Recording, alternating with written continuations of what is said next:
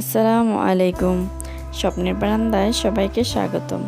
যারা আমার ভিডিওটি দেখছেন দেশে কিংবা দেশের বাইরে থেকে, তাদেরকে অনেক অনেক অভিনন্দন।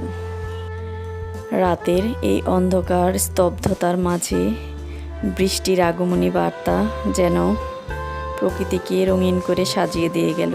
আলহামদুলিল্লাহ, অবশেষে রাতের বেলা রহমতের বৃষ্টি যেন পরিবেশটাকে অনেকটাই শান্ত করে দিয়ে গিয়েছে।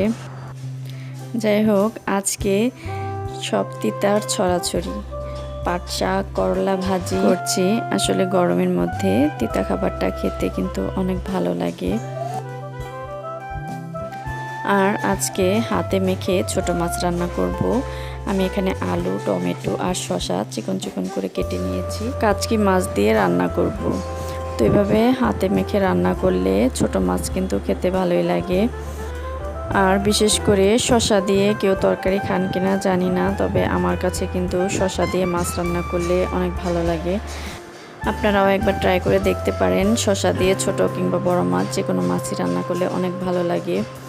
যাই হোক, আমার ভিডিওটি দেখতে দেখতে যদি আপনাদের ভালো লাগে, প্লিজ আমার চ্যানেলটিকে সাবস্ক্রাইব করে পাশে থাকবেন এবং পাশে থাকা বেল বাটনে ক্লিক করে অলে ক্লিক করে দেবেন। এতে করে আমার পরবর্তী ভিডিও সবার আগে পৌঁছে যাবে আপনার কাছে। আর যারা অলরেডি আমার চ্যানেলটিকে সাবস্ক্রাইব করেছেন, তাদেরকে অনেক অনেক ধন্যবাদ আমাকে সাপোর্ট করার জন্য। আর এই যে পটল আর আলু দিয়ে ইলিশ মাছ রান্না করছি।